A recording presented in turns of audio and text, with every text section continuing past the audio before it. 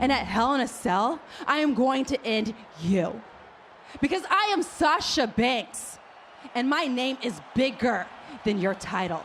What's going on, YouTube? It's Sensei, a place to be. Children, Mr. Andy, back with back to give you guys another SmackDown review. Friday Night SmackDown, the season premiere for October 16th, 2020. And I'm telling you right now, I actually enjoyed SmackDown tonight. I did. You know what I'm saying? They put a lot into the season premiere. Fox, hyped this thing up like it's NFL. Man, I forgot who they had in the Fox booth talking about the different draft picks that came to Raw. I mean, it came from Raw to SmackDown, how SmackDown spiced up and everything like that. But I'm like, okay, it's all good for season premiere. But I'm like, but none of this shit gonna mean nothing in about 3 months. So, but right now, let's just suspend disbelief and enjoy what we had, because you have a kickoff show. There's like, Booker T, Michael Cole on there. I think, God, Renee Young is back on there. Why can't I think of that name? Renee Young is back on there, I believe. Also, the Triple H stuff, joined them and talk about, the different superstars is coming tonight. They're supposed to give an interview with Stone Cold and Goldberg and stuff like that. I didn't see any of the pre-show. SmackDown don't need no pre-show. I only 2.5 hours of SmackDown that's just talking smack, stuff like that. So I'm ready to get right into the whole SmackDown live review and things like that. But before they go over the matches tonight, stuff like that, Jeff and Lars and the SmackDown Tag Team Championship, stuff like that. But we get to the main show, and then first of all, I enjoy the opening. They got a nice SmackDown opening. Got Seth Rollins, got Big E in there, so it's that good Fox opening. I enjoyed that. Sammy McMahon and Triple H come down there to look at the entire roster of who's on SmackDown, and then they show like, hey, we've got the Universal Champion, and then we got today's New Day's farewell match, because one of the greatest factions ever that's about to break up. I'm going to talk about that, how I feel about where I rank the New Day of factions of all time on the podcast. I know the podcast is coming to you guys a little late, but I do apologize. I do. That's what I do plan on doing. Then he talks about Kevin Owens is on here, then Aleister Black is on here, and then we got the new SmackDown Tag Championship, Street Profits. But then Dolph Ziggler, Byron, Rugler come out there and start beating up on Street Profits. They got a match tonight. Then everybody starts brawling. Kevin Owens is a cannonball outside on everybody. So it's just big chaos to start off SmackDown. I thought the segment was a little bit weak. I hate when they got season premieres and they got to do all this. Well, Bill, let me show you who's on the roster. Like, it doesn't matter. It really doesn't matter. And they do this all the time. I understand you try to do it, get some star power into it, get the casual fans more into it, but that's just not what I really care necessarily about. We go into our first matchup. Lars Sullivan taking on Jeff Hardy. As we know that Lars Sullivan came in there last week and tore apart The Miz, Jeff Hardy, and Matt Riddle. So Jeff Hardy is on Raw. This will be his last time on SmackDown. So we have a matchup between him and Lars Sullivan. Decent competitive matchup. Lars looks good on his way back. I'm not talking about nothing personal about Lars Sullivan, but when it comes to wrestling, he looks pretty good back here. Jeff Hardy tries to go for a Whisper in the Wind. It doesn't work. It does work a little bit. That when Sullivan is down, he goes for a swanton, but Sullivan gets right back up. He just stares at him, and then he gets Jeff Hardy off the top rope and hits him with a freak accident, and then Lars Sullivan is the winner. So next up, we got New Day coming to the ring for their farewell matchup. The New Day's in the ring, and they're talking about they're going to be splitting across, but the New Day will stay, the same. But it's been a great run, and it is time for the New Day to kind of go their separate ways. But the thing is, they're not really breaking up, and that's one thing I like about what they're doing with the New Day right now. Because I was always worried, like, when you have these great factions, they always have a reason like that you have to break them up. Somebody got to turn heel, or somebody got to go blue, all that stuff. You don't have necessarily do that. So when it comes to the draft, this is the best way to do it. Xavier Woods and Kofi Kingston go to Raw, and they go do their thing on Raw, and then Big E gets a singles push on SmackDown, because I truly believe Big E has the potential to be a WWE champion. I really do. And I think so. Just hearing him out there talking, saying, Big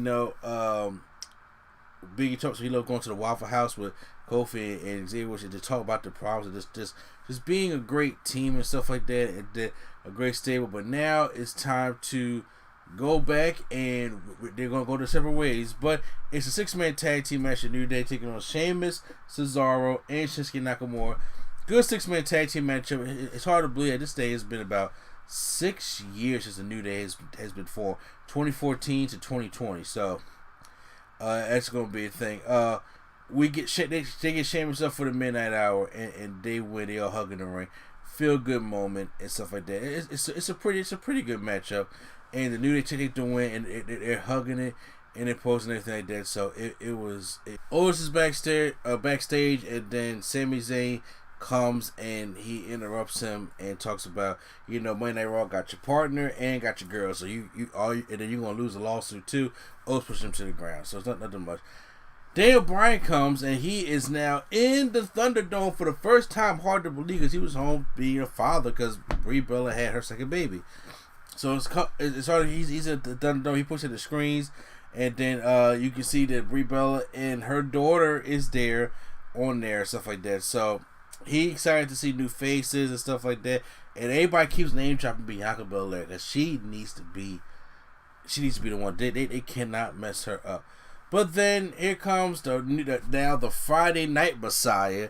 Seth Rollins makes his way to the ring to Bryan, and then Seth says he's happy about Brie coming, let her kick the night off and come to the Thunderdome and stuff like that. And he said that Bryan is smart enough to help him mold his vision, but then Daniel Bryan says he's all for saving the planet, but to be honest, Seth's vision is short-sighted.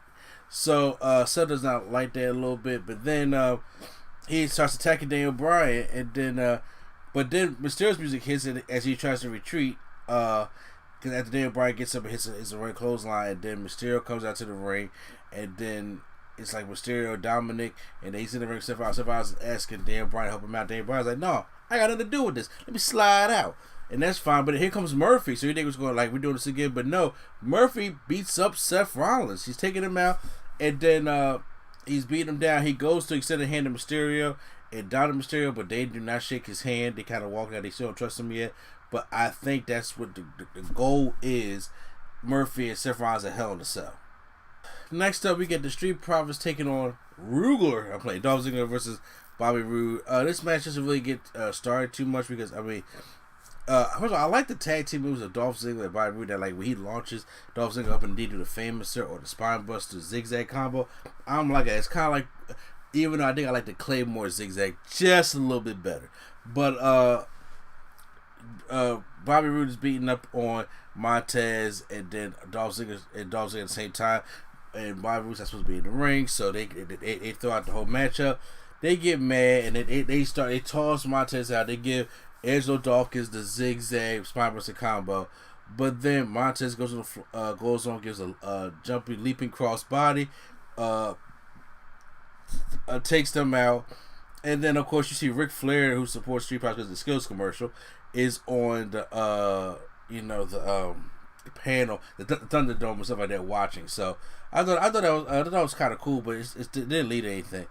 Now it's we getting ready for Sasha Banks and Bayley's Hell in a Cell contract signing. Bayley comes out there with the steel chair and the belt. Sasha Banks comes out there, and Sasha Banks lets Bayley know that first of all, you was left down at NXT, and who's the one that called you? And then when you got to the main roster, who's the one to help you get your first Raw Championship? Every accomplishment that you've had, Bayley, I've been there for you, and I was the friend. You know what I'm saying? And Sasha said, if I could beat you, I could do it years ago.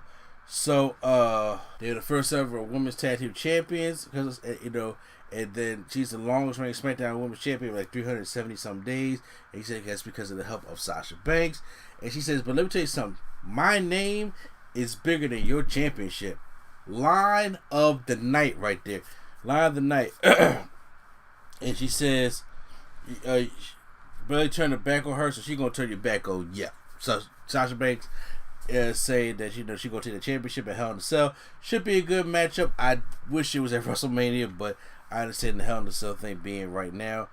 And then she said, so you're gonna sign it, but Bayley walks out. She don't sign the contract. Something different. I ain't seen the contract signing. And Sasha Banks, you gonna sign it one way or another. So I'm curious how they're gonna do that whole thing.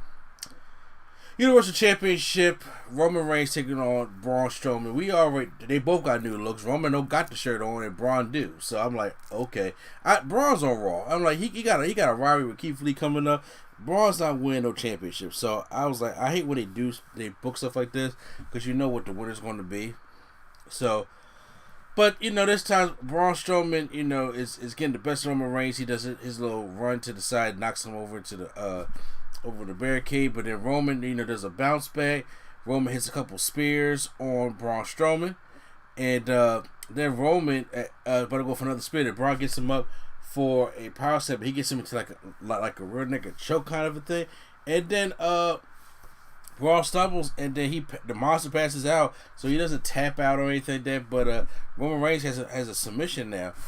Jey Uso comes out and paces around the ring, seeing what Roman did to the Strowman, and then he gets into the ring, and he just goes off and squares off and hits Roman Reigns, hits him with a super kick, and takes the chair that Roman was beating up Strowman with after the matchup, and starts beating down on Roman Reigns. But what I like is how Roman, after a couple shots, gets up and it gives him a Superman punch, like, all right, man, that hurt, but you don't know what you really about to get into.